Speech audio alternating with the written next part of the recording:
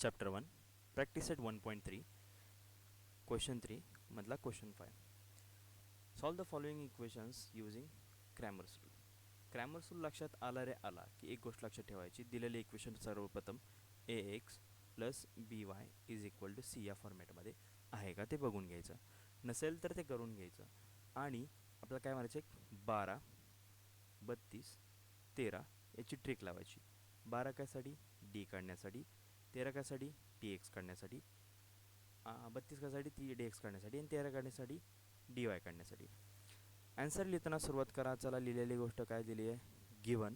Given काय लिहिलं आपल्याकडे, 4m plus 6n is equal to 54.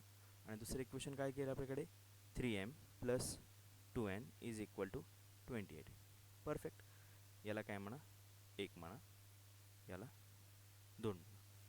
ठीक आहे. आता हे इक्वेशन आपण काय करू शकतो, रिड्यूस करू शकतो. कारण हे जे सगळे आहेत हे 2च्या मल्टिपलमध्ये आहेत. रिड्यूस करूनसुद्धा आपण करू शकतो, पण आपल्याला डायरेक्ट क्रॅमर्स रूल वापरायचा आहे, तर मग आपण काय गरज नाही आहे ते. सो आपल्याला काय काढायचं, पहिल्यांदा डी काढायचा आहे. डी काढण्यासाठी आपल्याला ट्रिक वापरायची आहे 12. आता हे 12 32 13 काय वापरायचे म्हणजे लक्षात घ्या, हे 4 आणि 3, हे 6 आणि 2 आणि हे 54 आणि हे. आता काय करायचं, ह्या 4 आणि 3च्या खाली 1 लिहायचं, 6 आणि 2च्या खाली 2 लिहायचं आणि याच्या खाली 3 लिहायचं.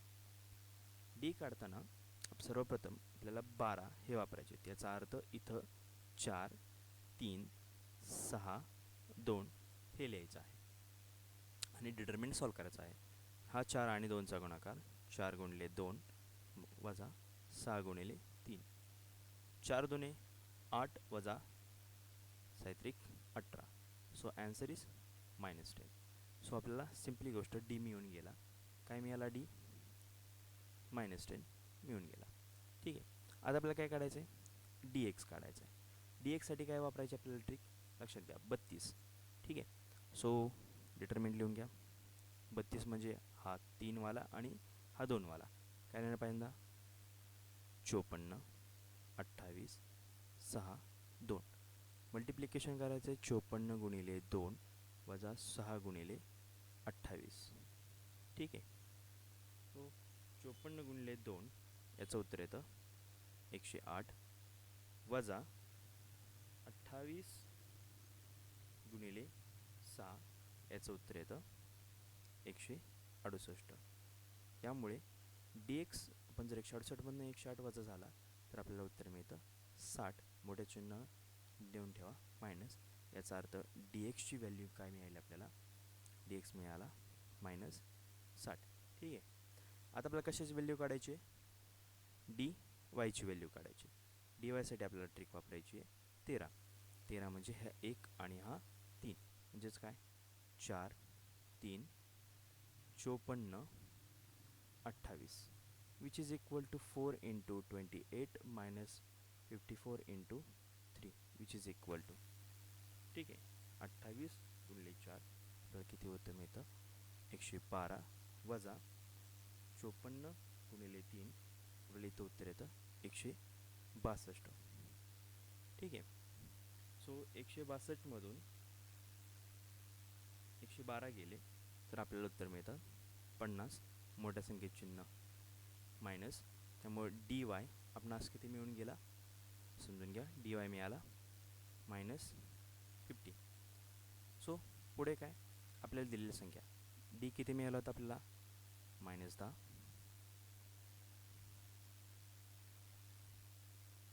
डी एक्स किती मिळाला होता आपल्याला, ठीक आहे, -60. आणि डी वाय किती मिळाला होता -50.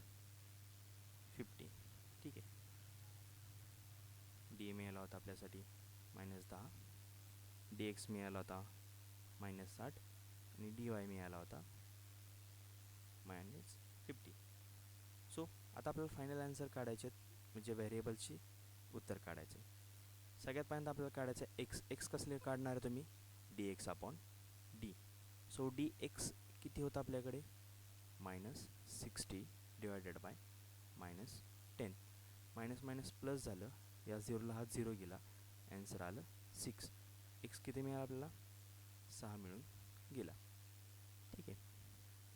आणि वाय कसं काढणार तुम्ही? वाय बरोबर dy upon D which is equal to -50 upon -10 which is equal to minus minus plus झालं, ह्या 0ला 0 गेला. ठीक आहे. उरले किती आपल्याकडे? 5. वाय किती आला आपल्याकडे? 5 मिळून गेला. फायनल आन्सर लिहून टाका. Therefore x is equal to 6 and y is equal to 5 are the solution of given equations. ठीक आहे.